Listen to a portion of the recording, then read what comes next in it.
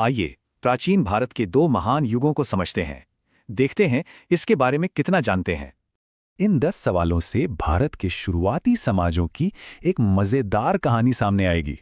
शुरुआत उस सभ्यता से जिसके शानदार शहरों ने सबको हैरान कर दिया था। तो सवाल यह है कि भारत की कहानी शुरू करने वाली वो पहली महान सभ्यता आखिर थी कौन सी?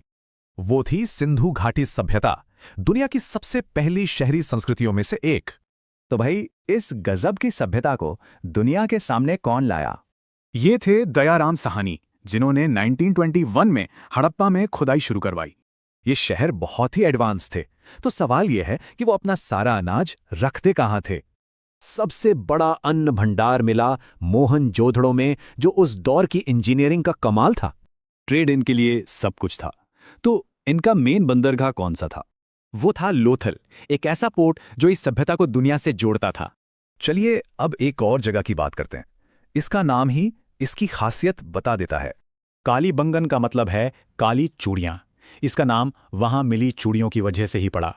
तो अब शहरों और खंडहरों से आगे बढ़ते हैं और चलते हैं पवित्र ग्रंथों और विचारों के एक नए दौर में। ये है वैदिक काल, वो दौर जिसने भारत की सामाजिक और आध्यात्मिक नींव तैयार की। इस दौर का सारा ज्ञान इनके ग्रंथों में मिलता है। तो सबसे पुराना वेद कौन सा है? वो है ऋग्वेद, जो भजनों और प्रार्थनाओं का सबसे पुराना और अहम संग्रह है। इन भजनों में एक नदी को बहुत ज्यादा पवित्र माना गया है। पता है कौन सी? ऋग्वेद में सरस्वती नदी को सबसे पवित्र माना गया है। आज का एक बहुत मशहूर वाक्य सत्यमेव जयते, इसकी जड़ें भी बहुत पुरानी हैं। ये कहाँ से लिया गया है?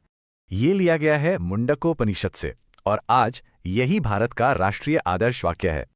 अच्छा, तो इस वैदिक काल में लोग करते क्या थे? उनका मेन काम क्या था? ज्यादातर लोग पशुपालन और खेती पर ही निर्भर थे। यही उनका मुख्य काम था। तो एक तरफ थी शहरी सिंधु घाटी सभ्यता और दूसरी तरफ थी ग्रामीण वैदिक सभ्यता, जो ग्रंथों से जानी गई।